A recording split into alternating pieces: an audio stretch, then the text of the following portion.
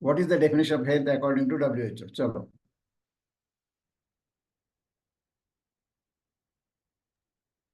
Health is a state of complete physical, mental, and social well-being, and not merely absence of disease or infirmity, so Very that a good. person can lead a social and economically productive life. Very good, Vikas ji. Can you add one more thing? This is not only physical. Don't use mental word. Psychological, because mental has got some stigma. Physical, psychological, social, and you have forgotten to add spiritual. Spiritual. Okay. According to that, and in that, what is the psychological aspect? What is the psychology now? Yes, Surekha. What is psychology? Study of mind. Study of mind. Very Psych good. is mind, study of mind. Study of mind is very good. Anybody else want to add something?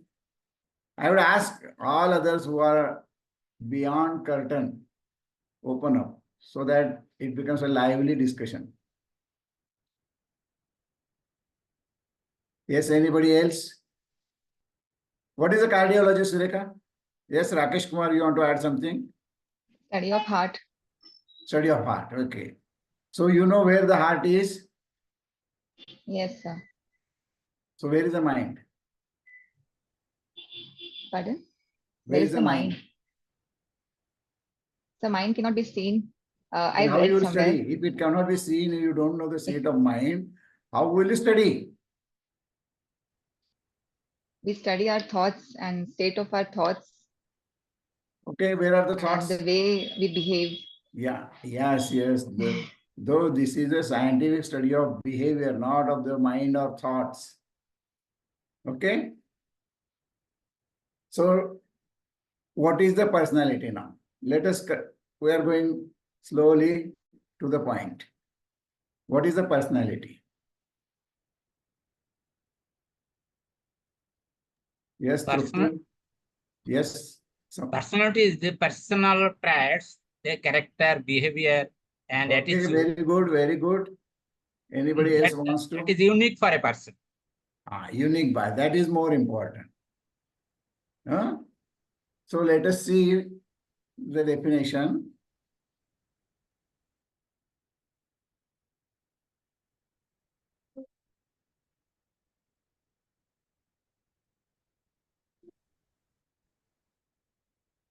Can you see the slide?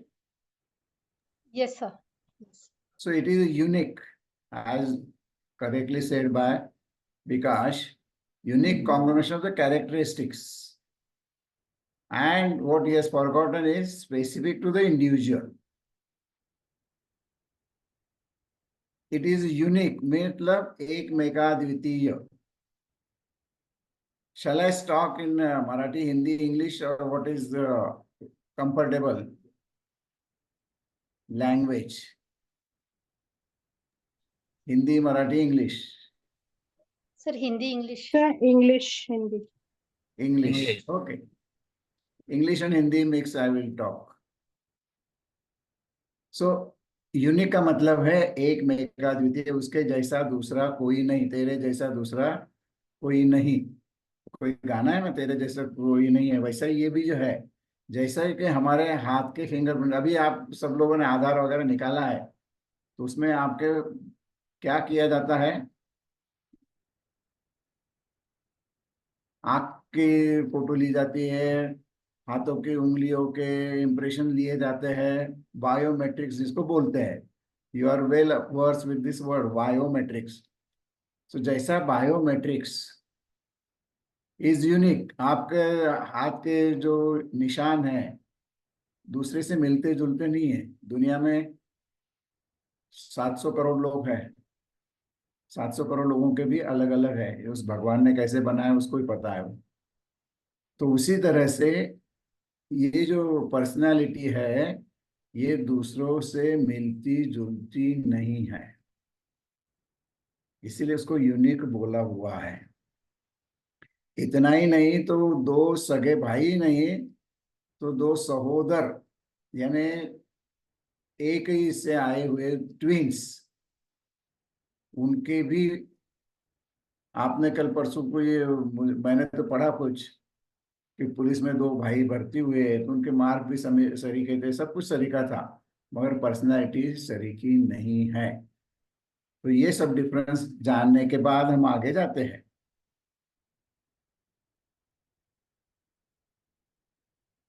अब ये personality, ये शब्द आया है persona से। Persona in Greek Latin word है mask, पर्दा। अभी आप कोरोना में जो मास्क लगाते थे तो आपकी पहचान इतनी नहीं होती थी, मास्क के पीछे कौन है, तो पर्सनैलिटी के पीछे कौन है ये भी समझना थोड़ा मुश्किल होता है।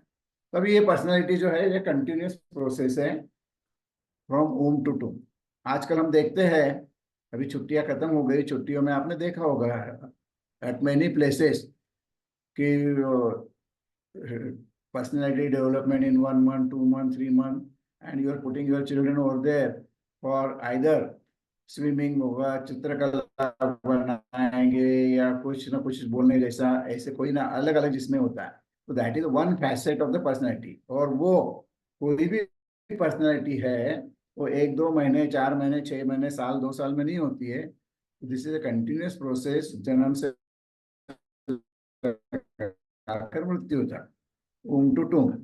तो सर्वाइव को जानना चाहिए, ये भी थोड़ा समझना है कि इस दुनिया में हर एक आदमी अपने पास जो भी कुछ कैरेक्टर्स है, गुण है, उनका उपयोग करके अपनी उपजीविका कमाने की कोशिश करता है। अभी आपने देखा होगा, अगर आपको पता है, अमिताभ बच्चन अभी आज तो बहुत सुपर हीरो हो गए हैं, मगर when he entered in this क्या बोलेंगे फिल्मी वर्ल्ड, तब उस किसी को पता नहीं था कि ये हीरो बनेगा। आपने बॉम्बे टू गोवा अगर देखी होंगी तो उसमें देखेगा, लंबा चौड़ा, कुछ खाली लंबा है, बाल वगैरह ऐसे किए हुए हैं, but he survive because of his voice, आवाज। और बहुत सी जगह उन्होंने बैकग्राउंड में आवाज भी दिया हुआ है, और फिर बाद में बढ़ते गए, प्रगति होते गए, और आज वो हमें खाली सुपर हीरो ही नहीं तो शतक नहीं, दर्शकों के, ये दशकों नहीं तो शतकों तक के भी याद रहने वाला। Even at the age of 75 he is like most. वैसे ही आपने देखा होगा, किसी की बौना है, छोटा है, शॉर्ट है, वो भी सर्कस में काम करके, जोकर का काम करके अपनी उपजीविका कर लेता है। अगर आपने देखा होगा, बहुत से बार आपके व्हाट्सएप पर भी आया है कि एक आदमी है जिसको हाथ नहीं, पैर नहीं है, खाली धड़ है और सर है, वो भी अपनी उपजीविका कमा लेता है, बताकर तैरना भी सीख लेता है, वो सब कुछ कर लेता है। तो ये सब पर्सनैलिटी के जो फैसेट्स है, ये हम इसलिए स्टडी करते हैं कि हमें भी कुछ ना कुछ बनना चाहिए। और पर्सनैलिटी के साथ में IQ, EQ और SQ, ये तीनों शब्द मेरे ख्याल से आप सभी को पता है। IQ is intelligent question, emotional question and social question. तो ये भी आपको पर्सनैलिटी के साथ में ध्यान में रखना है। अगर आपकी पर्सनैलिटी आपको चेंज करनी, 90% तो चेंज नहीं कर सकते, 10-20% आप चेंज कर सकते हैं, तो उसके लिए आपको पॉजिटिव एटीट्यूड की जरूरत है। इतना पर्सनैलिटी के बाद में होने के बाद अभी हम थोड़ा थोड़ा व्हाट इज अ पर्सनैलिटी के कैरेक्टर्स वगैरह क्या है वो हम देखेंगे। Types of personalities. Carl Hume, वो फ्राइड का चेला था, डिसाइपल था। एवढी शिक्षणीचं सामान घेतलं जायचं असेल तर गावात गेलं तर गावात पाऊस भरून आलो तुम्ही सर कुठे घेतला Bharti Bharti Bharti madam. Mu Bharti म्यूटो Bharti म्यूटो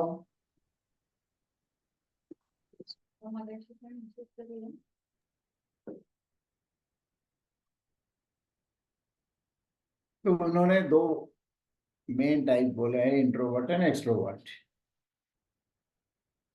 introvert कैसा होता है? Shy, self centered person whose attention is focus inwards. An extrovert, bold, outgoing person whose attention is directed outwards. अब ये दो दो टाइप की पर्सनैलिटी है। मोनाली भारतीला आउट केलंय का? नहीं sir. She is in waiting room. Okay, I'll check.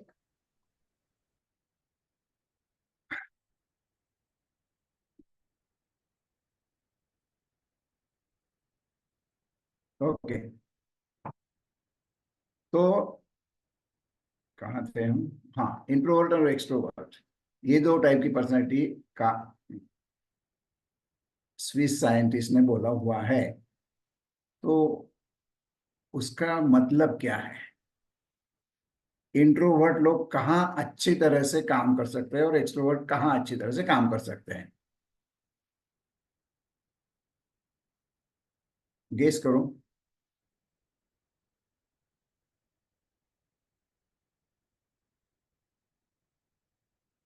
Where they can be fitted nicely.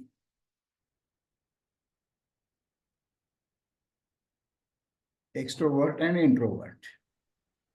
सब फ्रंट डेस्क जॉब होते हैं जैसे कि सेल्स या पीपल्स, जिनके साथ इंटरेक्शन जहाँ ज्यादा होता है वहां पे वो एक्सट्रोवर्ट लोग ज्यादा अच्छी तरह से, वेरी पर्सनालिटी गुड। वाले लोग ज्यादा fit मार्केटिंग, आपका होते मतलब है मार्केटिंग में वो अच्छी तरह हैं। से काम मार्केटिंग, सेल्स मार्केटिंग या जो फ्रंट डेस्क पे है।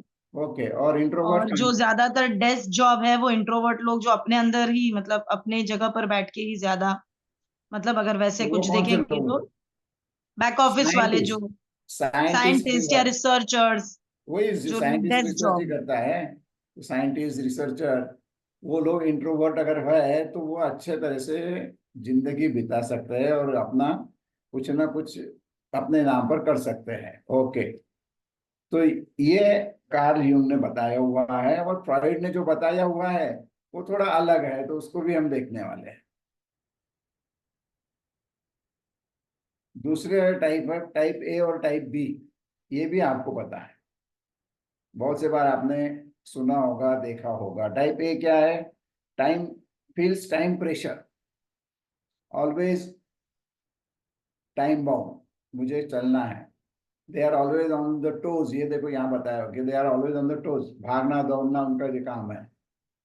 इजीली एंगर्ड, जल्दी गुस्सा हो जाते हैं। कॉम्पिटिटिव एम्बिशियस होते हैं, महत्वाकांक्षी ज्यादा होते हैं। Hard working and more prone to heart disease than the rest of the people. Type B, easy going, relaxed. Some people fit in neither type, वो मिक्स पर्सनैलिटी उनकी होती है, वो भी हम देखने वाले हैं। तो ये टाइप ए और टाइप बी में क्या है, ये ट्रेट्स है ना, कैरेक्टर्स क्या क्या है?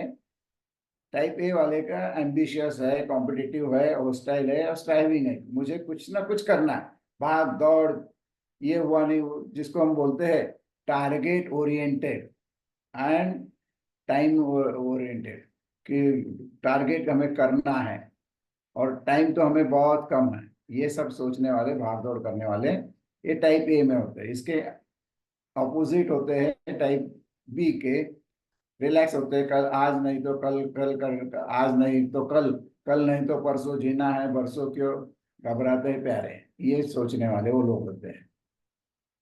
तो वो होते हैं टाइप बी के। अब ये सब देखने के बाद फ्राइड ने जो पर्सनालिटी की थ्योरी की है, वो पहला थ्योरी जो है अकॉर्डिंग टू फ्राइड, इसमें उन्होंने conscious, unconscious and pre conscious mind के प्रकार बताए हुए हैं, और उसके ऊपर ego, super ego and id, ये तीन वर्ड्स है। इड ये और ये ईगो जो है, जो हम यूजुअली अपने करिकुलर में यूज करते हैं, ईगो यानी अहंकार, तो ये अहंकार नहीं है, तो ego is a part of your personality. अभी ये जो मैं आपको चित्र बता रहा हूं, ये आप इससे परिचित हो? क्या दिखता है आपको? कल्पना जी, आपके पीछे सागर लगा हुआ है, बोलिए। आप अनम्यूट हो Top जाइए। of the iceberg. बाहर का यस, जितना टॉप ऑफ ये आइसबर्ग। दिया है। So not top, this is all total iceberg है। Exactly. What you can see is only type top, Exactly. but what you can see is only 1/8 of the iceberg. 7/8 is submerged in the water. Similarly, your mind is like this. What we see is just top of it. It may be 15%, around 15 to 20%. And rest 70-80% जो है, that is unconscious. So pre-conscious is a thing we are aware of it. Pre-conscious or subconscious is things we can be aware of it when we think of it. And unconscious is deep hidden reservoir that holds the true of us, all our desires and fears, which are submerged, सुप्त अवस्था में, dormant अवस्था में जो है वो यहाँ आपको दिखेंगे। तो ये जो है हमारा ईगो जो है वही हमें दिखता है। अब इसको ईगो को क्या बोलते हैं वो हम थोड़ी देर में देखेंगे। फिर सुपर ईगो जो है वो हमें मॉरल इसके ऊपर जो हमारे ऊपर संस्कार हुए हैं उसको सुपर ईगो बोलते हैं। और इड जो हमारे बचपन की या बेसिक इंस्टिंक्ट जिसको है। अब आपको जानवरों के बेसिक इंस्टिंक्ट जो है वो पता है, 4 बेसिक इंस्टिंक्ट हैं। कौन से आहार है? निद्रा भय मैथुन। Very good, very good. और अभी ह्यूमन के लिए 5वां है thinking. Yes. Nishita, open up so that I can see you. Okay, तो आहार निद्रा भय मैथुन ये जो है इसके साथ में आपको थिंकिंग में ह्यूमन बीइंग के लिए लेना होगा। तो ये जो जिसे हम बोलते हैं एनिमल इंस्टिंक्ट, हम में भी we are also human animals. We have got that 4 जो है वो है हमारे पास भी। तो उनको ईड में उन्होंने बोला हुआ है, वो अभी हम देखेंगे क्या क्या है जी। Very good.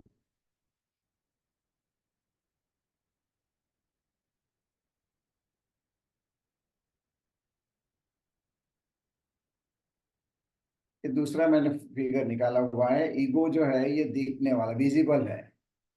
ईड जो है सबमर्ज है। सुपर ईगो आधा दिखता है आधा नहीं दिखता है, वो भी हम देखेंगे। तो what is id? It is behave like a child, there are no inhibitions. अभी आपको इनहिबिशन का मतलब पता है सबको? What is inhibitions? Yes Nishita? नहीं पता है। और कोई? इनहिबिशन मतलब बंधन। हमारे ऊपर कुछ ना कुछ बंधन होता है। ऐसा कि जो मैं बोल रहा हूँ उसका गलत अर्थ मत लो। हमारे यहाँ कहावत है कि हमाम में सब नंगे होते हैं, मगर बाहर आके कोई नंगा रहता है क्या? एक्सेप्ट वो नागा साधु छोड़ दो, बाहर आके कोई नंगा नहीं रहता। इतना ही नहीं, आप जो जिस ड्रेस में यहाँ बैठे हो, यही ड्रेस, इसी ड्रेस में अगर आप कोई पार्टी में जाओगे क्या? नहीं।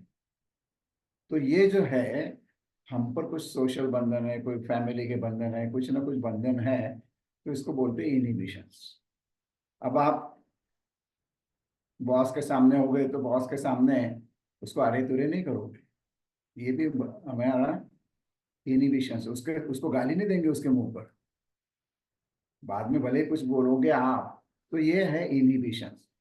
तो ईड में कोई इनहिबिशंस नहीं होता है। जैसे बच्चों को खाना पीना है तो वो देखता नहीं है कि रसोई तैयार हुई है नहीं, मुझे अभी कभी खाना चाहिए। या कहीं आप बच्चों को लेकर बस में घूम रहे हो और आपके पास खाना नहीं हो, बोलेगा मुझे भूख लगी, मुझे अभी कभी खाना चाहिए। तो ये सब जो है ये ईड बिहेवियर है।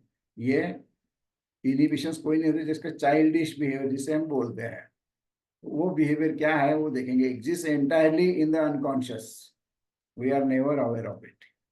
अब बच्चे का तो ये ठीक है, उसको समझता है या नहीं समझता वो बाद में देखेंगे, पर हमें भी ऐसे कोई बिहेवियर है और वो बिहेवियर हमें लगता है कि हमारा ये स्वभाव है। और hidden true animalistic wants and desires. अभी आप कभी कभी गुस्सा हो जाते हैं, बोलते हैं इसको खाऊं गिरूं या इसको लात मारूं, पर कर सकते हो क्या? नहीं। तो वो ईड के अंदर होता है।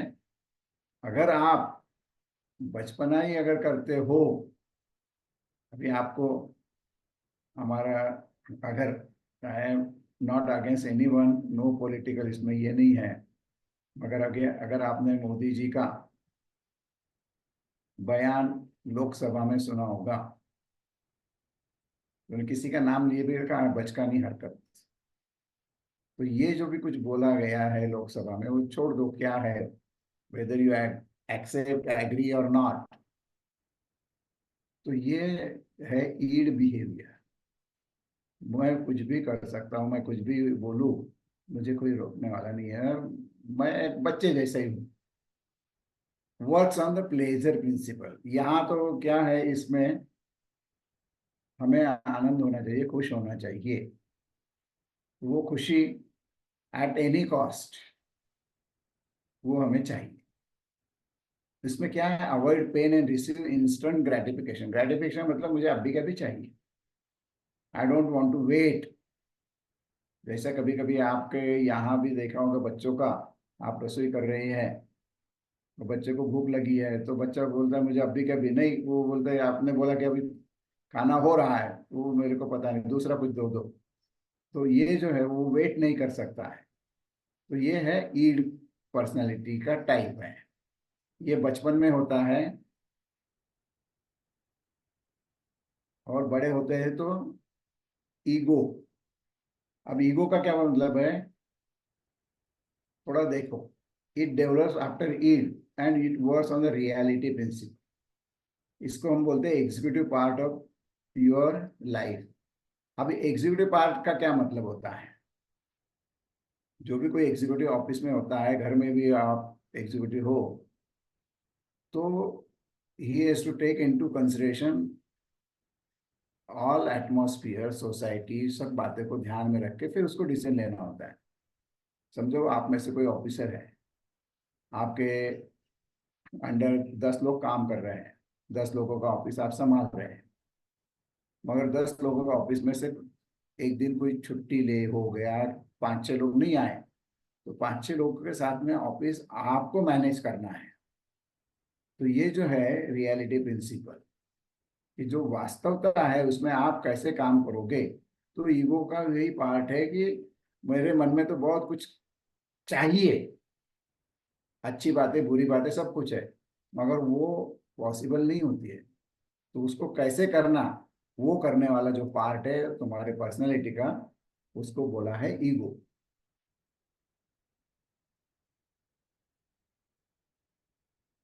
सो it works on the reality principle, वास्तवता के ऊपर काम करता है। It negotiates between id and environment. आपकी सुप्त इच्छा और बाहर का जो वातावरण है उसके ऊपर ध्यान देना है। It is in our conscious and unconscious mind, दोनों में इसमें समन्वय साधने का भी प्रयत्न करता है। It is what everyone sees as our personality. ये आपको बाहर दिखती है, सुप्त नहीं है, तो दिखने वाली होती है। अब देखो, if you want to be with someone, अभी यहाँ जो चित्र बताया हुआ है, ये लड़का लड़की वेस्ट के चित्र है ये, तो वहां लड़का लड़की डेट पर जाने के करते रहते हैं। तो if you want to be with someone, your id says just take them up, but your ego does not want to end up in the jail. अगर इस लड़की को लड़का घसीट के ले गए, यहाँ चल रहा दिख रहा है ऐसा, तो सोसाइटी को मान्य है क्या? पुलिस आएगी, उसको पकड़ेगी और उसको बिहाइंड द बार कर देगी। तो ईड बोलता है चल उसको घसीट ले, ईगो बोलता है नहीं बाबा नहीं करना है, क्योंकि so you ask her to out and just make it hard. उसको पूछते भाई चलो रिक्वेस्ट करेंगे, आती है नहीं आती है, वो जैसा हमारा एक गाना था ना हाथी के खंडाला, वैसा ये है कि हाथी के डेट पर वो करेगा, उसने ना बोला तो चला जाएगा।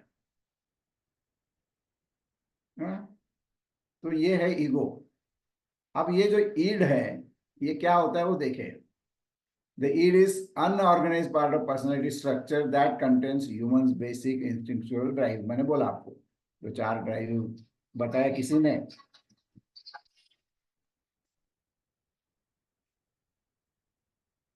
id is the only component of personality that is present from the birth। and it is a source of our bodily need, wants, desires, impulses, and particularly our sexual and aggressive drives. तो ये सब जो चीजें हैं ये basic है। आपने जानवरों को देखा होगा, उनका sexual drive, they don't hide it. Human beings, they will hide it. वैसे एग्रेसिव ड्राइव, किसी को मारना है, लूटना है, तोड़ना है, ये खाली if you are psychologically unsound, then only you will do that. तो अब मेरे पास जो भी आते हैं अनसाउंड, वो फिर बोलते हैं दंगा करता है, बड़बड़ करता है, घर में तोड़ फोड़ करता है। वैसे करना भी अगर आप चाहते हो तो कर नहीं पाते हो। बहुत से बार मैं बोलता हूँ, हमेशा एक एग्जाम्पल देता हूँ, ये ऐसा और ये ऐसा। आप में से जो शादीशुदा है, सास से और बहू होगी, कुछ भी हो, एक दूसरे के साथ में तो क्या बोलते हैं, सामने है तो मेरी सास माँ जैसी है, मेरी बहू मेरी बेटी जैसी है, बोलते हैं। अब बोलो, समझ गए? मैं वो नहीं बोलूंगा क्या है। उसी तरह से बॉस के सामने, जेंट्स के लिए बॉस के सामने बोलता हूँ मैं। ऐसा नहीं कि भाई खाली ये लेडीज के लिए है, ऐसा कुछ नहीं है। तो ये जो है ये हमारा इंस्टिंक्ट है, मगर यहाँ आते ही हम क्या उसको छुपा लेते हैं, सब मर्ज कर देते हैं। तो ये पर्सनालिटी के अंदर जो आपके एनिमल इंस्टिंक्ट जिसे हमने बोला है, वो animal instinct only when you lose your inhibitions. ये ऐसा क्यों बोलते हैं, ऐसा क्यों नहीं करते हैं, तो हम पर कुछ ना कुछ इनहिबिशंस है। वो इनहिबिशंस हमें कम करना है।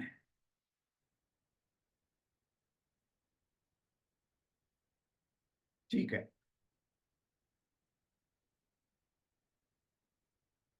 तो एग्जांपल देता हूं मैं कि if mind is solely guided by id, तो individuals would find it difficult to wait patiently at restaurant while feeling hungry and would most likely grab the food from the neighboring tables also. आप अगर restaurant में गए, order दिया, नहीं आया, तो पहले तो सैलेड खत्म करने की कोशिश करते हो, फिर सैलेड नहीं आया तो वेटर को बुलाकर आएगा नहीं आएगा, ये करेगा, उसको 2-4 गालियां भी दे देते हो।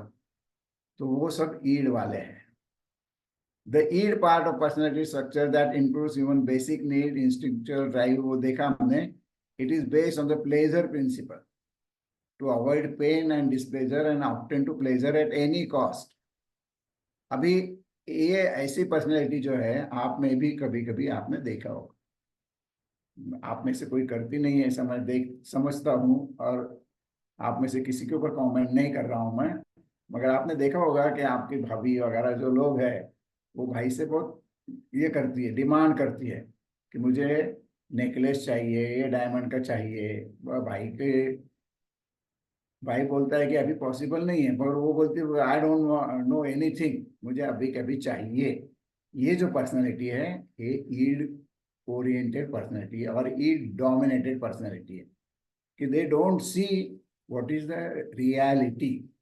रियलिटी में क्या है तो वो देखती नहीं है। तो वो है ईड डोमिनेटेड पर्सनालिटी।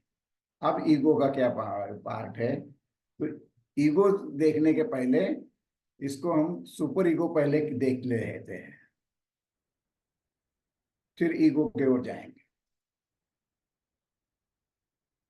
अब ये सुपर ईगो क्या है, तो last component of personality to develop is the super ego. The superego provides guidelines for making the judgments. It develops on the moral principle. Superego represents norms and qualities of the individual, his family and society, and is ethical constant on the behavior. अभी ethical constants क्या होता है? अभी शायद आप में से जो कोई 40-50 प्लस है और जो कोई रूरल एरिया में रहते हैं, वो रूरल एरिया में रहोगे, तो रूरल एरिया में पुराने जमाने में वडार नाम के ये थे, हॅव यू एव्हर सीन? मला ते हे काढून टाक ना, स्पॉटलाइट काढून टाक. मला सगळ्यांचे चेहरे बघायचे आहेत, म्हणजे मग कम्युनिकेशन चांगलं होतं. वडार लोक बघितलेत का कोणी? वडार नाही बघितले. There ladies use to remain topless. अच्छा, सबको देखना ये भी एक कुछ कला है क्या? हाँ हाँ, वो जरा अच्छा लगता है, चेहरे अच्छे चेहरे अच्छा, दिखे ना ओके, तो अच्छा लगता है. कोई बात नहीं. अच्छा लगने के लिए मैंने आपको पिन भी निकाल दिया, और सब लोगों को आई एम रिक्वेस्टिंग कि वीडियो ओपन कीजिए.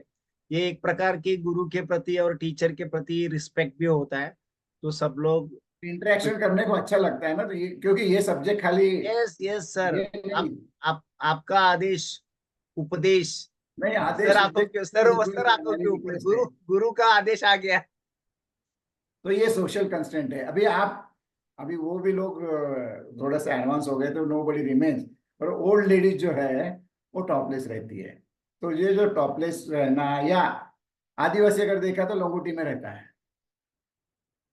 हमारे में से कोई जाएगा कि लंगोटी में? लंगोटी को छोड़ दो, हाफ पैंट में भी नहीं जाते हैं.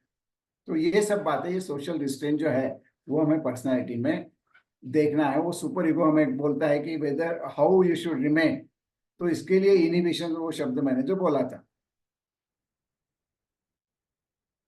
तो ये जो सुपर ईगो है, it works on the moral principle and it is able to differentiate between the good and bad, जज और censor the thoughts and actions of the ego.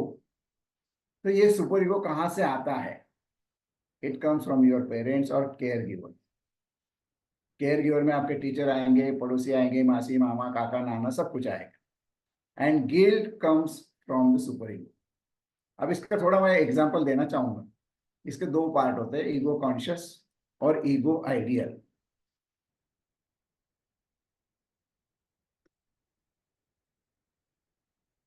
तो ईगो कॉन्शियस यानी जो आपको बचपन में जिसके लिए शिक्षा हुई थी, पनिशमेंट हुई थी, वो ईगो कॉन्शियस है.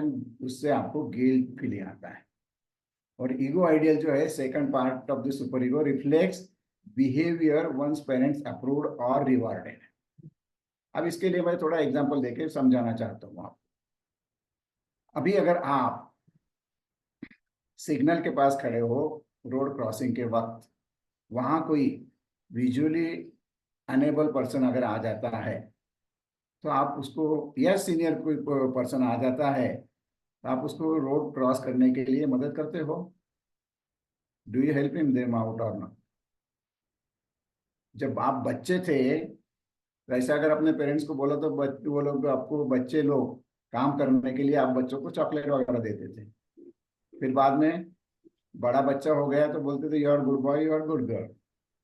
और अभी आपको ये बोलने वाला कोई नहीं है कि you are, what you are done is good और बैड.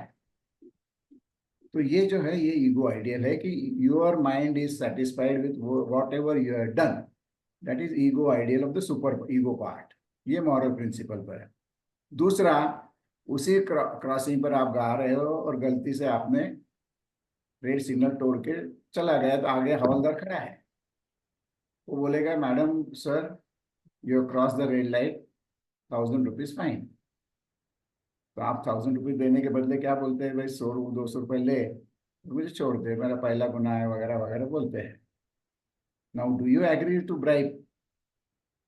आपका आपका कॉन्शियस माइंड बोलता है कि ब्राइब देना अच्छा है, मगर रियलिटी क्या है? 1000 का काम 100-200 में होता है. फिर बाद में बोलते हैं I am feeling guilty, I should not have given, वगैरह ऐसा मुंह करके बोलते हैं. That is ego conscious. तो ये ऐसा कह सकते हैं क्या? मतलब दिस इज माय ओपिनियन कि yes, the impressions are help to transform the Your personality. ego consciousness to super ego consciousness. super ego is a depends on your moral upbringing. No, I am saying that is the impression you are saying. आप एक just minute. हाँ. Super ego is a part of your personality. उसके दो part है, ego conscious and ego ideal. आपको बचपन में कुछ कुछ बातें आप झूठ बोला हुआ तो 2-4 थप्पड़ लगती थी। तो दैट इज द इम्प्रेशन ना, नो नो नो, संस्कार। Not impression, that is the part of your super ego.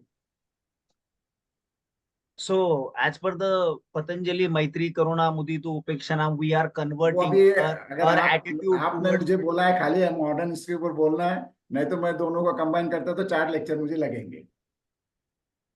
ठीक है। ओके, तो ये मॉडर्न इसके ऊपर जो मैं बोल रहा हूँ ये मेरा है बोलना नहीं है, फ्राइड का बोलना है। और आपका सुपर ईगो कब डेवलप होता है? 3 to 6 ईयर, वो भी अभी अगले इसमें थ्योरी में मैं बोलने वाला हूँ। तो अभी आप थोड़ा धीरे ये रखिए, धीरज रखिए या ये करिए। तो ये यहाँ से अभी हम ईगो पर जाते हैं। तो ईगो को क्या होता है, मैंने बोला अभी एग्जीक्यूटिव पार्ट है। तो ego is a component of personality that is responsible for dealing with the reality. Reality क्या है? That attempts to mediate between id and superego in its relation to the id. It is like a man on the rampant horse. अब रैम्पंट horse यानी चौखूर उधळणारा घोड़ा। त्या घोड्यावर, उस घोड़े पर अगर कोई बैठता है तो वो ईगो है। Horse is a id and super ego is a rein या लगाम। अगर आपका सुपर ईगो अच्छा है तो you can control the horse. अगर सुपर ईगो अच्छा नहीं है, लगाम पतली ये रह गई, ढीली रह गई, तो वो घोड़ा आपको उड़ा देगा, आपको नीचे गिरा देगा। अगर आपने एक 4-8 दिन पहले देखा होगा, ये जो हमारी वारी निकलती है पंढरपुर जाने वाली, उसका एक रिंगण में घोड़ा रैम्पंट हो गया। उसने उसके ऊपर जो सवार था उसको नीचे गिरा दिया और उसने बाकी के जो भीड़ में लोग थे 10-20 लोगों को जख्मी भी कर दिया है। तो ये जो घोड़े को कंट्रोल करना है, ईड को अगर आपको कंट्रोल करना है, तो वो कंट्रोल सुपर ईगो नहीं करता है। सुपर ईगो खाली देता है मगर कंट्रोल करता है ईगो। इसलिए उसको बोला है रियलिटी प्रिंसिपल काम करने वाला। समझे? तो ये जो ईगो है इसको दोनों के अंदर ये करना होता है।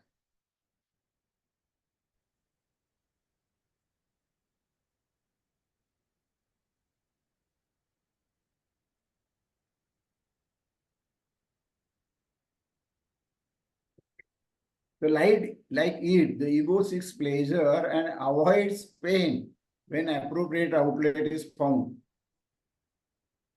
But unlike it, the ego is concerned with the devising a realistic strategy to get the pleasure. तो ये है ईगो।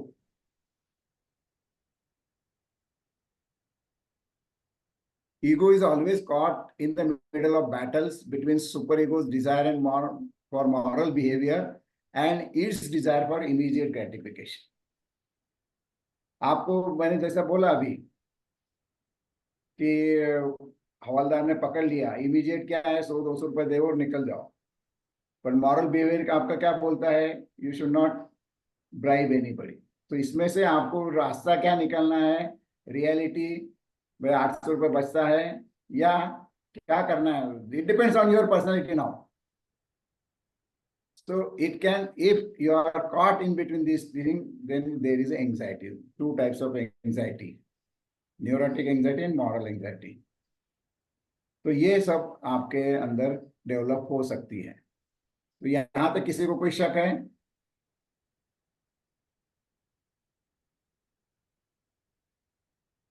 ये एक थ्योरी हुई, id, ego and super ego. Id works on the pleasure principle, ego works on the reality principle. It is the executive part of your personality and super ego is a moral part. उसमें 2 प्रकार है, 2 types है, ego conscious, ego ideal. अभी आपने कभी कभी जो मेरे ख्याल से दीवार वगैरह जो पुरानी फिल्में थी उसमें हमेशा हीरो ड्यूअल माइंड में बताया जाता था कि वो काम करता है, रिश्वत लेना नहीं लेना, माँ बीमारी वगैरह वगैरह जो सिचुएशंस थी उसमें उसका सब ये होता था। तो एक बोलता था, एक मन बोलता था ले ले पैसे, माँ का इलाज कर ले, दूसरा बोलता है नहीं ये रिश्वत लेना अच्छा नहीं है। ये ऐसे हमेशा कॉन्फ्लिक्ट जो है ये पुराने फिल्मों में बताए हुए हैं, बहुत से फिल्मों में। तो ये सब सुपर ईगो के पार्ट है। अब ये एक थियरी होगी, अगर किसी को इसमें कुछ पूछना है तो पूछो, नहीं तो दूसरी थियरी की ओर मैं जाता हूँ।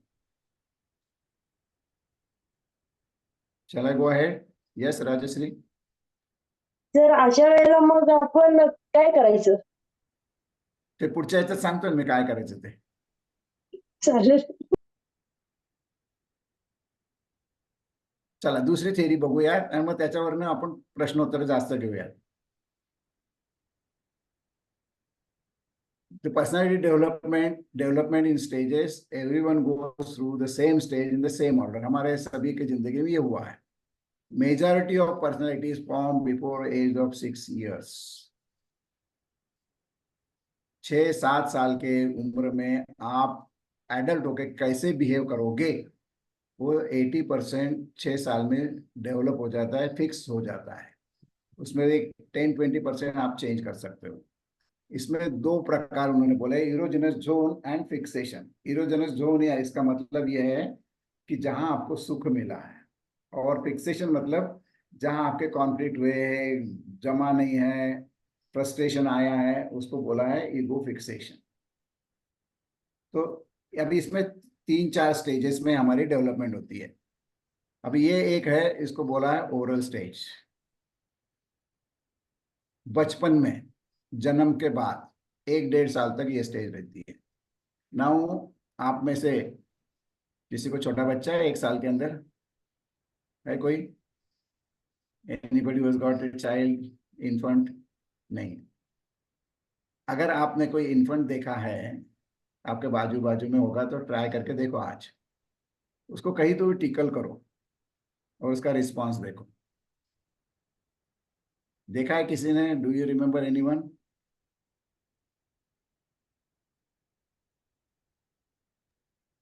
तर ते लगेच आपल्याकडे बघून हसतं. बरं, आणखीन?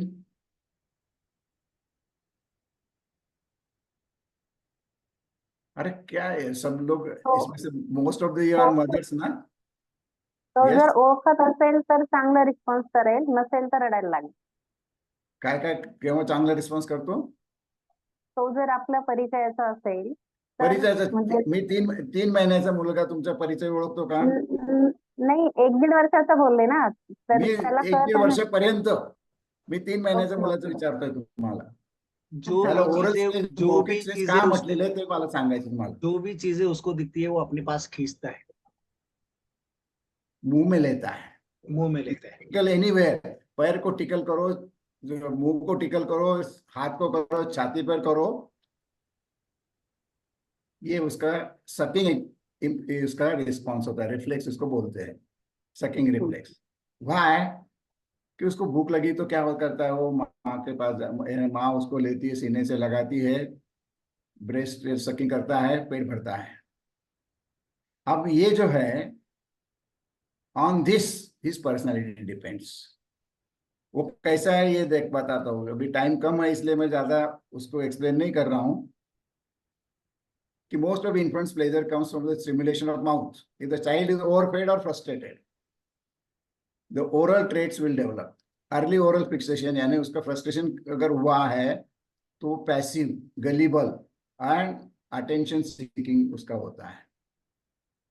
अगर लेट इसमें हुआ है तो oral aggressive, argue and exploit the others.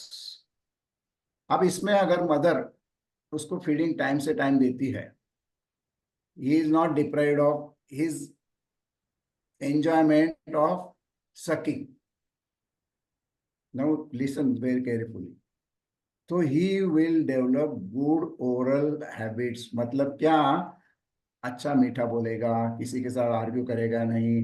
कोई भी आप किसी के घर जाते हो तो वो बच्चा आएगा, मौसी कैसी है, काकी कैसी है, नानी कैसी है, ऐसे बात करेगा और आपसे बहुत प्यार से रहेगा. तो that is, you can see that he was well fed in his child.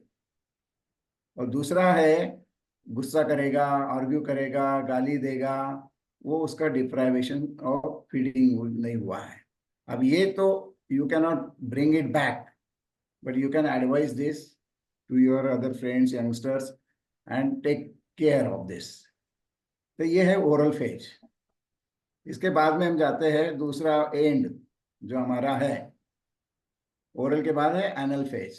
ये 1 से 3 साल तक होता है। Attention turns to the process of elimination. Child can gain approval और express aggression by letting go और होल्डिंग ऑन। तो ego क्या डेवलप करता है? Harsh and lenient toilet training. ये जो है, अभी आपको थोड़ा टॉयलेट ट्रेनिंग के बारे में पूछता। आप सभी जो माता है, टॉयलेट ट्रेनिंग आपके बच्चे की कब शुरू किया आपने और कैसे किया? Around 2 years. 2 years of years. age. Okay, 2 years is very late period. Oh. Ideally, it should be Because after what 1.5 years, but most of the mothers I know, right from 9 months to 1 year, they start toilet training. And especially, अभी आपको मैं आपके बच्चों का बचपन याद कीजिए। आप खाना खाने बैठी हो, बच्ची आती है, क्या करती है मालूम है?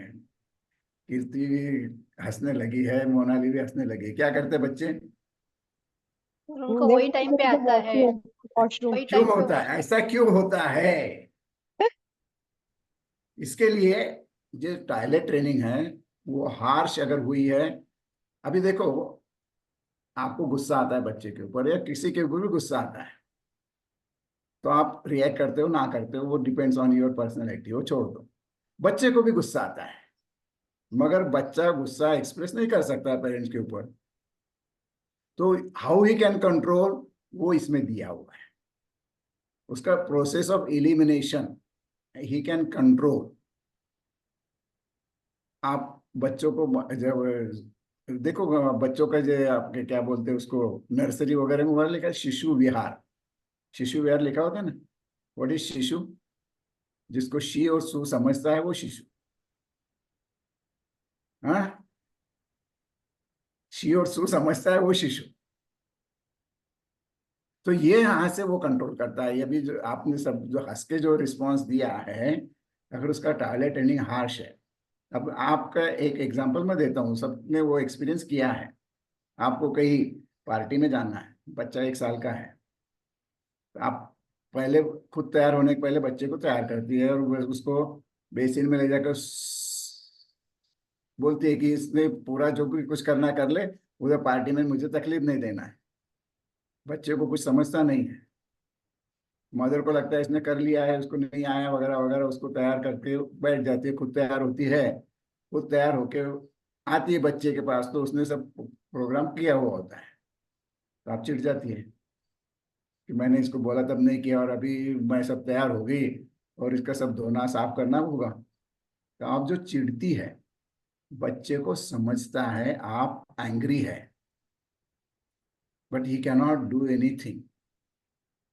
तो वो कब करता है? 1.5-2 साल के बाद में, जब वो कंट्रोल करता है। तब अगर आपने उसको सही ढंग से कंट्रोल सिखाया है, उस वक्त आप हार्श नहीं थी, प्यारी उसे बिहेव करती थी, तो आप बोलोगे बच्चा एक 10 मिनट रुक जा, मेरा खाना होने के बाद कर लेगा, तो वो he can hold on. Otherwise वो पैंट में कर देगा और आपको डबल काम करना होगा। एक तो खाना खा के वो खाना छोड़ दो, उसको साफ करो, या वो उसने वो नहीं किया आपने तो उसको भी साफ करो, पैंट भी साफ करो। तो ये है anal stage of the personality. और यहाँ आप कैसे बिहेव करते हो उसके ऊपर उसकी जो पर्सनैलिटी होती है वो देखेंगे क्या होता है उसको। तो एनल रिटेंटिव यानी अगर उसको आपने प्यार से बोला है तो वो स्टबर्न, थोड़ा शिस्त वाला होता है, stingy, orderly and compulsively clean रहता है। अगर नहीं है तो डिसऑर्डरली, मेसी, डिस्ट्रक्टिव और क्रूएल हो जाता है। अब ये बच्चे जो है, इसको अगर आप साफ नहीं करते हो तो वो डर्ट से खेलते रहता है। तो ये ऐसी पर्सनैलिटी आगे बचपन में जो कुछ वो डर्ट से खेलना है, अभी बड़ा होने के बाद तो डर्ट से नहीं खेल सकता है। तो वो क्या करते हैं, they choose a profession of painter या मूर्तिकार। आपने पेंटर का घर देखा होगा, पेंटर के कपड़े देखे होंगे, या मूर्तिकार के हाथ भी वगैरह जो है वो तो डर्ट से खेलते रहते हैं, तो ये ऐसे उनकी पर्सनैलिटी बन जाती है।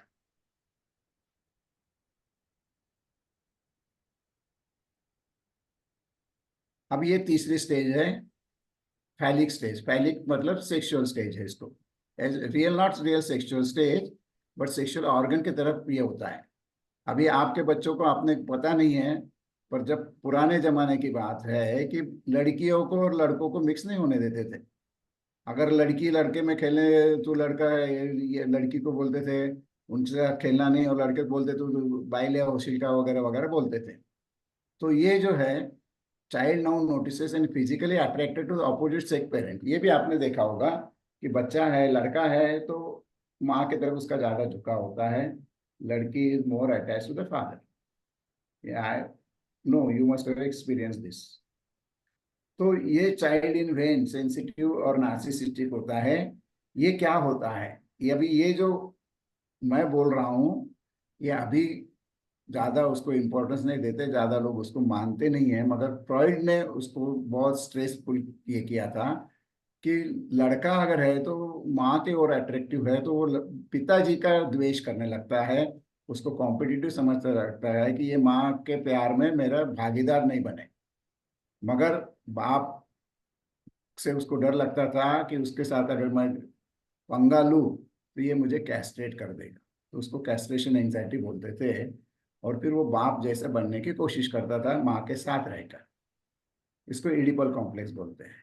और दूसरा है लड़कियों का, कि लड़की बाप के ऊपर ज्यादा प्यार करती है, मगर माँ के साथ उसको रहना इसलिए है कि आप बेसिक नीड्स जो है खाना पीना सब कुछ माँ देने वाली है, तो उसमें भी वो कॉन्फ्लिक्ट होता है। और ये कॉन्फ्लिक्ट आपको रिजॉल्व करना होता है उस वक्त 3 से 6 साल में। दोनों माँ और बाप, पेरेंट्स दोनों बच्चों के साथ में अगर इक्वल बिहेवियर करेंगे तो ये कॉम्प्लेक्स नहीं होगा। नहीं तो ये कॉम्प्लेक्स बहुत पुराना है, बहुत ये है, इसको ज्यादा मैं बोलता नहीं हूँ क्योंकि both concepts are widely rejected by most of the psychologist today, तो इसको छोड़ देंगे। अब ये होने के बाद में आगे की जो स्टेज है वो है लेटेंसी, 6 साल से प्यूबर्टी तक। और फिर जेनाइटल स्टेज है पोस्ट प्यूबर्टी, यानी दे बिकम अडल्ट मेल और अडल्ट फीमेल।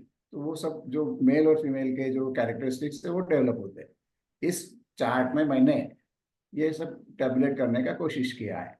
तो ओरल स्टेज बर्थ से 18 महीने तक आता है, माउथ सकिंग इसके ऊपर ज्यादा फोकस होता है, dependency on mother, and later on they can become either dependent और इंडिपेंडेंट, बच्चे जैसे बिहेवियर कर सकते हैं। अब एनल स्टेज में सेल्फ कंट्रोल होता है, एनस एलिमिनेशन का ये होता है, एनस एंड यूरिनरी दोनों हुआ है, और दे बिकम आइदर अपराइट और इम्पल्सिव। अब फैलिक स्टेज में मॉरलिटी एंड सेक्सुअलिटी आइडेंटिफिकेशन होता है, अमोरल और वेरी रिजिड मॉरल्स होता है। फिर ये पीरियड ऑफ रिलेटिव काम होता है, इसमें ज्यादा कोई होता नहीं है। मैच्योरिटी के बाद में balance of love and work, इनके दोनों तरफ ये होता है। तो ये 2 थ्योरीज है according to modern psychology personality development की। अब इसमें आपको कोई पूछना है तो पूछ सकते हो।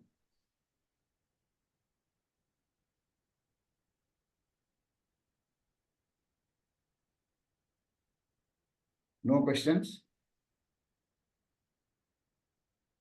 सर एक क्वेश्चन था। हाँ, एज यू सेड कि सुपर ईगो के 2 पार्ट रहते हैं, एक ego concerns ideal and and ego conscious. Ego conscious. So ideal ego में मतलब मॉरल्स एंड आइडियल्स पे ही बेस्ड रहेगा ना? ईगो आइडियल में यानी जो अच्छी बातें आप करते हो तो आपको सुख लगता है। सी हाँ, everything is depends on your pleasure, either pleasure और गिल्ट। प्लेजर आपको कब होगा जब आप अपने अच्छा काम किया है, which is recognised by your parents और पेरेंट सबऑर्डिनेट्स, सरोगेटिव्स। देन देखो बचपन में मैं बोलता हूँ, थोड़ा अभी क्या टाइम कंस्ट्रेंट था इसलिए मुझे ज्यादा एग्जांपल नहीं देने आया। तो नहीं, I just wanted to ask you about criminals, they are also satisfied with their task. and ये whatever the deeds एक they are मैं doing. और समझाने के लिए मैं बोलूं, एक एग्जांपल दूं तो समझेगा। Yes, yes, sir. अभी आपका बच्चों को से काम करवाना है, तो आप क्या करती है, मैं तुझे चॉकलेट देती हूँ, मुझे इतना काम कर दे, करते हो। तो चॉकलेट क्या है, उसका रिवॉर्ड है। फिर बच्चा थोड़ा बड़ा हो गया, उसको कुछ समझता है, अच्छा काम किया, आप बोलते हैं you are good boy good girl, तो वो जो चॉकलेट है वो गुड बॉय गुड गर्ल में ये हो गया, कन्वर्ट हो गया। उससे उसको देखो, कोई बच्चे को आप बोलो 8-10 साल के बच्चे को यू आर बैड बॉय, कितना उसको लगता है, देखो ये वांट्स टू बी अप्रिशिएटेड, तो उसके लिए वो करता है कोशिश। अभी जब आप एडल्ट हो जाते हो तो आपको कोई बोलने वाला नहीं है कि you are good girl you are good boy, तो वो आपके मन में जो पेरेंट्स का इम्बाइबेशन हुआ है वो बोलते हैं कि you are good boy you are good girl you have done a good job, तो दैट इज ईगो आइडिया। और जो दूसरा मैंने एग्जांपल दिया कि things which you disapprove but because your ego, यानी रियलिटी क्या है, हमें पैसे बचाना है, वो बाकी आइडियली रिश्वत नहीं देना वगैरह वो सब ठीक है, मगर अभी रियलिटी क्या है कि मेरे 800 रुपये बचते हैं और अभी तो फाइन बढ़ गए हैं, पहले 100-200 था, अभी 1000 रुपये फाइन करते हैं। तो 100-200 था तो इजीली यू चलो दे दो और छुट्टी करो, तब आप सोचती नहीं थी।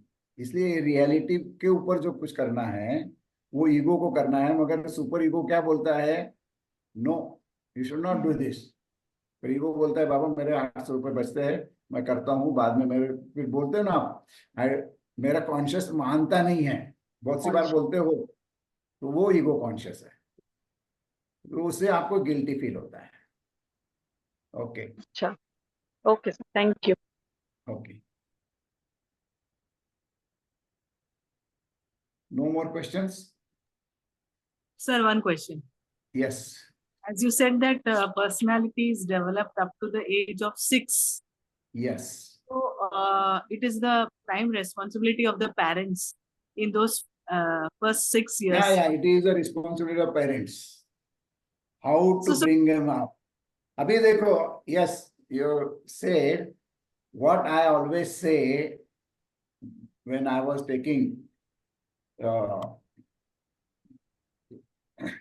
सुसंवाद with the parents, तो उस वक्त मैं बोलता था कि आप हस्बैंड वाइफ सास बहू या और कोई भाई भाई घर में झगड़ा करना है तो बच्चों के सामने मत करो। बच्चों के सामने अगर आप झगड़ा करते हो, आप हस्बैंड वाइफ झगड़ा करते हैं, तो किसकी साइड लेगा बच्चा? बच्चे को तो दोनों अच्छे हैं, तो वो द्विधा मनस्थिति में आता है, ड्युअलिटी उसकी हो जाती है। तो अगर एडल्ट होने के बाद में वैसा कॉन्फ्लिक्ट में आ जाता है, ड्युअलिटी में आ जाता है, तो उसको स्किज़ोफ्रेनिया नाम की बीमारी हो जाती है।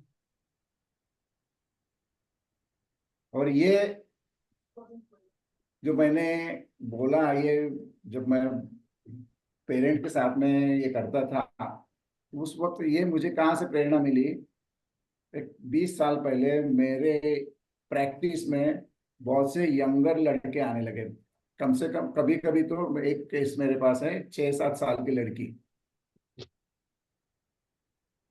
वो ये प्रॉब्लम से आई थी। 8-10-12 साल के बहुत से बच्चे आने लगे, तब मैंने देखा कि you must train the parents how to behave with them, और इसके लिए फिर ये सब ये किया हुआ है। अगर आपके पास 5-10 मिनट है तो और मैं 5 मिनट है सर। 5 मिनट है, ओके। तो एग्जीक्यूटिव पार्ट जो ईगो है वो आपको कैसे बचाता है, उसको डिफेंस मैकेनिज्म बोलते हैं। तो उसके बारे में मैं एक नाम खाली बोलूंगा, और किसी को कुछ चाहिए तो मैं डिटेल बोल सकता हूँ।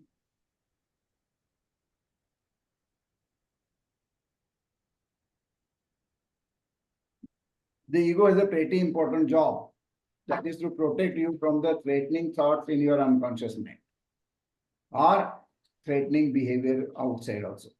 One way it protects us through the defence mechanism, and ये defence mechanism you are not aware of them. तो क्या है defence mechanism? Habitual and unconscious in most cases psychological processes designed to reduce anxiety. अब जैसे मैंने आपको बोला कि आपका मन खाता है, रिश्वत नहीं देना चाहिए था वहाँ, तो how ego will protect your personality. अब जो गिल्ट फीलिंग है वो कम करने के लिए क्या करेगा? वर्क बाय अवॉइडिंग, डिनाइंग और distorting sources of threat and anxiety. Short term में होगा तो कुछ ज्यादा उसका नहीं होगा, लॉन्ग टर्म में अगर होता है तो you may end up living in reality, not living in reality. तो आप खुद के इसमें रहते हो, that is called as a मनोराज्य। मनोराज्य तुम्हें रमू शका। तो यहाँ एक सिनेरियो मैंने लिया है, 2 लड़के और 1 लड़की, उसका क्या वो है? रिप्रेशन। अगर एक लड़का जो बोलता है कि ये लड़की तुझसे प्यार करती है नहीं करती है, तो बोलता है जिससे प्यार नहीं करती है, तो वो बोलता है, वो लड़का भी बोलता है कि I have not thought about her for a while, मैं उसके बारे में कुछ नहीं सोचता। तो ये है रिप्रेशन। और जो उसके बारे में प्यार की उसकी भावना थी उसको दबा दिया, तो ये रिप्रेशन है। और बोलते क्या है? I don't care for her, let her go anywhere. तो ये है। दूसरा है डिनायल। नहीं नहीं नहीं, मुझे कुछ नहीं चाहिए उससे, मैं उसको पहचानता भी नहीं, यहां तक बोलने लगते हैं। तीसरा है डिस्प्लेसमेंट। अभी आपको अगर गुस्सा आ गया, ऑफिस में आपको डांट पड़ी, यू कैन नॉट आर्ग्यू और ये कर सकते नहीं, झगड़ा नहीं कर सकते बॉस से, तो घर में आके झगड़ा करते हैं, बच्चों को डांटते हैं। तो that is a displacement of your anger over there, you are displace at home. फिर प्रोजेक्शन। मैं मुझ में जो भी कुछ मुझे लगता है तो मैं बोलता हूँ कि मेरे अभी यहाँ है वही, अगर मैं लेता हूँ कि वो लड़की की तरफ मैं नहीं देखता, वो मेरे तरफ देखती है, मैं उससे प्यार नहीं करता हूँ, वो मुझसे प्यार करती है, तो you are projecting your desire on opposite side, उसको बोला प्रोजेक्शन। तीसरा है रिएक्शन फॉर्मेशन। रिएक्शन फॉर्मेशन में क्या होगा? जब प्यार की भावना है तो झगड़ा करता है, पॉजिटिवनेस हो जाता है, और फिर goes on the other and, ये कर सकता है, तो वो है रिएक्शन फॉर्मेशन। फिर रिग्रेशन, बच्चे जैसी बात करना, बचपना जैसे। अभी इसको स्ट्रेस आया, अडल्ट लड़का है मगर वो सॉफ्ट टॉयज के साथ में सोया हुआ है, जैसे बचपन में बिहेव करते थे वैसा, वो रिग्रेशन है। और बहुत सी बार हम भी ऐसे करते हैं, अब बड़े बच्चे माँ बाप के साथ में जाते हैं और गले मिलते हैं वगैरह वगैरह, कुछ तो करते रहते हैं, तो ये रिग्रेशन है, बच्चों जैसे करना। देन रैशनलाइजेशन, झूठी बातें बोलना, कि अभी बहुत से बार बीइंग ए डॉक्टर मेरे पास आते हैं लोग, 1-2 दिन की छुट्टी चाहिए, शादी में जाना है, काम पर से छुट्टी शादी के लिए नहीं मिलती है, फिर बोलते हैं डॉक्टर साहब सर्टिफिकेट दे दो, फिर बोलते हैं कि वो एक दिन जुला हुआ इसके लिए नहीं आया, एक दिन कुछ तो था। ये रैशनलाइजेशन, कि आपको झूठ तो बोलना है मगर वो कहीं पकड़ में ना आ जाए, वो रैशनलाइजेशन। फिर इंटेलेक्चुअलाइजेशन। आपने देखा होगा कि अभी ब्रेकअप हो गया ऐसे बोलते हैं लोग, ज्यादा ब्रेकअप का जमाना है, तो फिर दूसरे एंड तक जाकर स्टडी करेगा, या कोई भी आर्ट में वो एक्सलेंस कर सकता है। इन सब्लिमेशन। सब्लिमेशन पता है आप लोगों को? स्कूल में पढ़ा है आपने सब्लिमेशन क्या चीज है? सब्लिमेशन अभी मैं ज्यादा नहीं पूछता हूँ। Sublimation is a process of purification. Chemistry में आपने देखा होगा, और आपके रियल लाइफ में भी, अगर आप कढ़ाई वाले को देखा होगा, कढ़ाई करना भी स्टील है, तो कढ़ाई कितने लोगों को पता है पता नहीं मुझे, मगर कढ़ाई करने वाला जब वो कढ़ाई हो जाता है, तो वो कढ़ाई वाला क्या करता है, देखा है आपने कभी? बोलो, Rajshri being elderly she has seen it. तो वो मिट्टी जमा करता है, वो मिट्टी को तपाता है, उसको लीड जो है उसके ऊपर वो नवसागर NH4Cl वो जमा कर लेता है। उसी तरह से यहाँ हमारी दबी हुई इच्छाओं को हम सबलाइम करके दूसरे इसके ऊपर जाते हैं, तो उसको बोला है सब्लिमेशन। तो ये क्या करता है, ये देखो, ये संगीतकार बनने की कोशिश करता है, बॉडी बिल्डर बनने की कोशिश करता है, ये सब्लिमेशन है। तो ऐसे ये है ईगो के डिफेंस मैकेनिज्म। उसको रियलिटी में अगर काम करना है और स्ट्रेसफुल सिचुएशन है तो उसमें से वो कैसे मार्ग निकालता है, वो सब मैंने थोड़े में बताया है, जस्ट डू दिस थिंग। तो अभी इसके ऊपर आपको कोई पूछना है तो पूछ सकते हो, डिपेंड्स ऑन विजय सर कि how much time he gives. ठीक है, एक क्वेश्चन लेते हैं, बोलो। किसी को पूछना है तो पूछ लो। वैसे तो सारा समझ में आ गया है, कोई मतलब उसमें एक तो